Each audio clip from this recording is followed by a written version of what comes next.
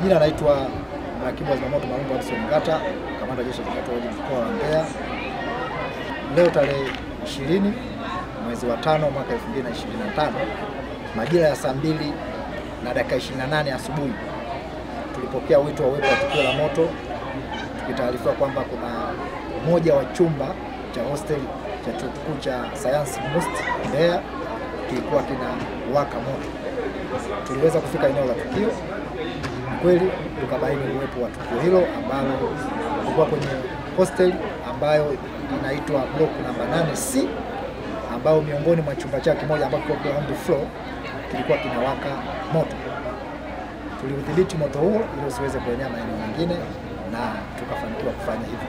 Chanzo cha moto huo, taarifa za awali inaonyesha ni coil heater ambao mmoja wa wanafunzi ambao wanakaa kwenye chumba hicho walikuwa wanakitumia kwa ajili ya kuchemshia maji ili waweze kuoga. Najua wote nafahamu kwamba mkoa wa Mbeya una baridi sana, kwa hiyo walikuwa wanachemshia maji waweze kupata maji ya moto ili waweze kuoga. Kwa bahati mbaya ikapata short, na kwa sababu hita hiyo ilikuwa karibu na godoro, moto kashika kwenye godoro na kuweza kusababisha madhara. Madhara ambayo yamepatikana ni kuungua kwa baadhi ya vitu vya wanafunzi ikiwemo nguo zao, madaftari na kompyuta mpakato 2 ambazo wanafunzi walikuwa wanazitumia, vitanda pamoja na magodoro ambao walikuwa wanatumia wanafunzi.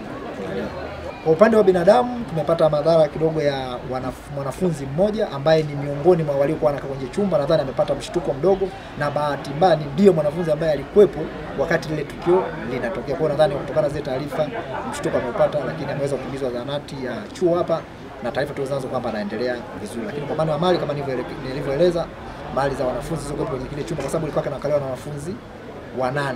Kwa hiyo kwa maana kama vitanda 4 double deck, kwa kila kitanda kala watu 2.